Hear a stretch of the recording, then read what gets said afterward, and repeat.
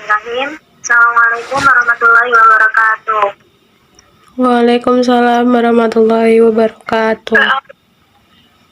Jadi selamat pagi anak-anak semua. Di sini sebelum kita memulai pembelajaran pada pagi hari ini, alangkah baiknya jika kita membaca doa bersama-sama. Berdoa dimulai.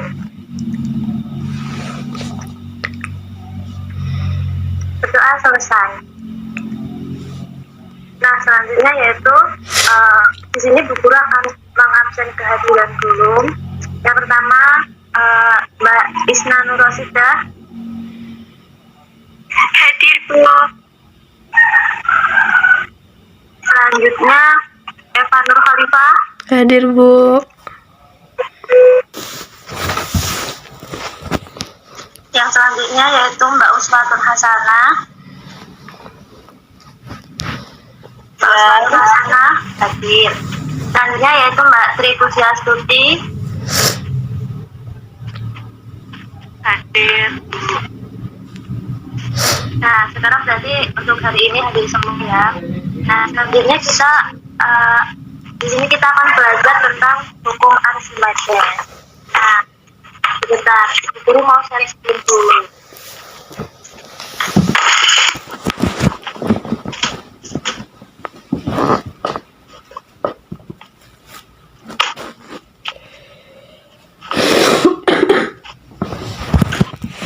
Nah, ini apakah share screen-nya sudah kelihatan semua? Sudah, Bu. Sudah kelihatan. Tolong didengarkan ya. Ini saya mau menjelaskan tentang hukum Archimedes.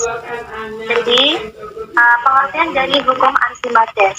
Hukum Archimedes adalah menjelaskan hubungan antara gaya berat dan juga gaya apung pada suatu benda jika dimasukkan ke dalam fluida. Akibat adanya gaya apung, maka benda yang berada di dalam fluida itu akan berkurang. Sehingga benda yang diangkat di dalam fluida itu akan terasa lebih ringan dibandingkan ketika diangkat di darat. Nah, bunyi hukum Archimedes itu yaitu suatu benda yang dicelupkan sebagian atau seluruhnya ke dalam fluida, maka akan mengalami gaya apung yang besarnya sama dengan berat fluida yang dipindahkan oleh benda tersebut. Terus, bagaimana cara menghitung gaya Archimedes? Jadi, gaya Archimedes itu disimbolkan dengan FA. Nah, itu rumusnya itu adalah Rho GT, di mana Rho itu adalah massa jenis dari fluida, terus G adalah gravitasi bumi, dan P itu adalah volume. Nah, selanjutnya kita akan meninjau keadaan saat benda itu berada di dalam fluida. Jadi jika katakan benda yang tenggelam, melayang, atau terapung. Nah, benda itu dikatakan tenggelam itu apabila massa jenis fluida itu lebih kecil daripada massa jenis benda.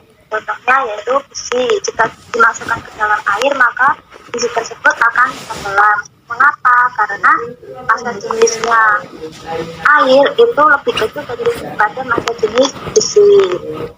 Terus benda akan melayang. Nah, benda itu akan melayang jika massa jenis fluida itu sama dengan massa jenis benda. Contohnya yaitu telur yang dimasukkan ke dalam air yang ditambahkan sedikit garam.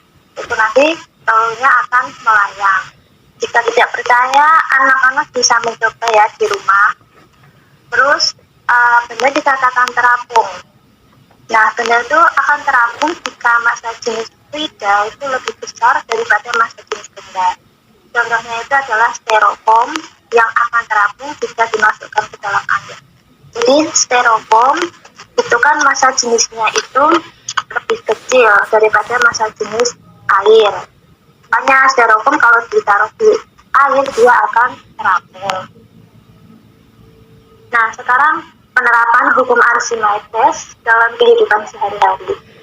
Jadi hukum Archimedes itu bisa kita terapkan dalam kehidupan sehari-hari itu seperti pada kapal selam, kapal laut, dan juga balon udara.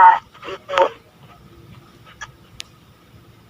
Nah, terima kasih. kasih. Jadi tadi untuk hari ini kita sudah belajar tentang pengertian, terus cara menghitung, bunyi hukum Archimedes, terus keadaan benda jika berada di dalam fluida, dan juga contoh penerapan Archimedes dalam kehidupan sehari-hari.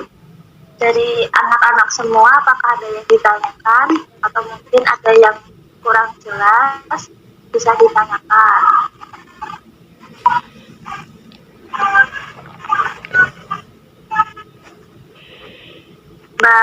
Mbak Eva Nur, Ya, Bu. apakah ada yang ditanyakan? Ada. Itu Apa? mengapa kapal laut bisa mengapung padahal terbuat dari besi atau baja kan, Bu? Itu kenapa, Bu? Oh ya, ini pertanyaannya sebentar. Sebelum Ibu Guru menjawab pertanyaan dari Mbak Eva, mungkin teman-teman ada yang tahu Mbak Uswatun atau Mbak Ipuji atau Mbak Isna Nur Rosida, apakah itu tahu?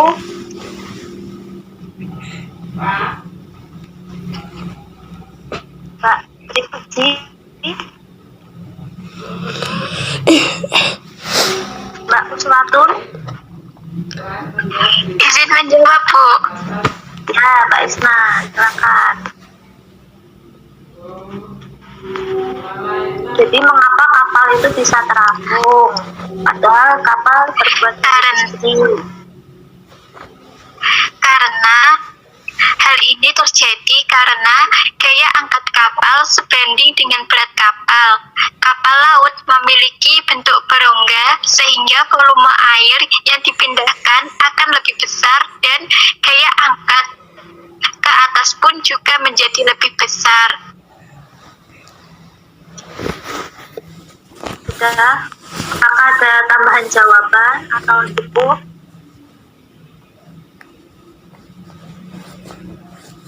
Dari Mbak Eva, apakah sudah paham dengan penjelasan dari Mbak Isna? Sudah, Bu. Nah, sekarang kalau udah paham, yang lain apakah sudah paham Mbak Tripuji sama Mbak Uswatun? Apakah sudah paham?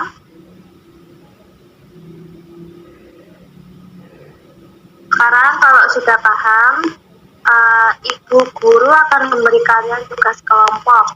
Nah, tugas kelompoknya itu tentang hukum Archimedes.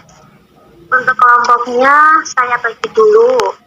Kelompok 1 nanti Mbak Tripuji Astuti sama Mbak Eva Nur. Terus kelompok 2 nanti Mbak Uswatun sama Mbak Isna Nur Rosida, gitu ya.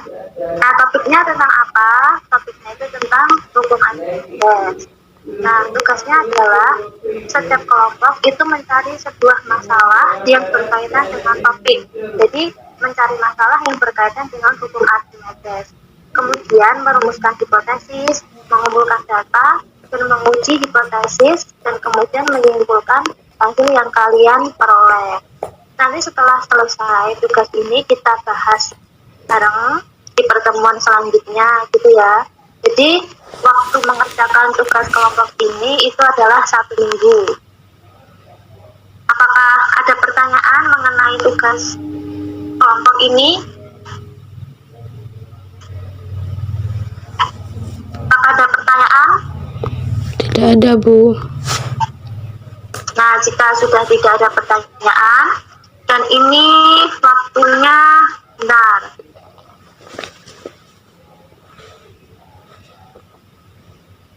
Waktunya sudah habis. Jadi, karena dari kalian sudah paham semua dan sudah tidak ada pertanyaan, dan waktu jam kita sudah habis, maka cukup ya pertemuan ada pagi hari ini. Nah, sebelum kita tutup, ayo on cam semua. Itu Mbak Isna Nur Rosida, on cam. Mbak Isna. Halo. Nah, oke, on cam semua. Bu Guru tutup ya. Sekian. di hari ini. Apabila banyak kesalahan, mohon dimaafkan. Billahi taufiq wal hidayah. Wassalamualaikum warahmatullahi wabarakatuh. Waalaikumsalam warahmatullahi wabarakatuh. Terima kasih, Bu. Kalian boleh meninggalkan Google Meet ya kalau sudah.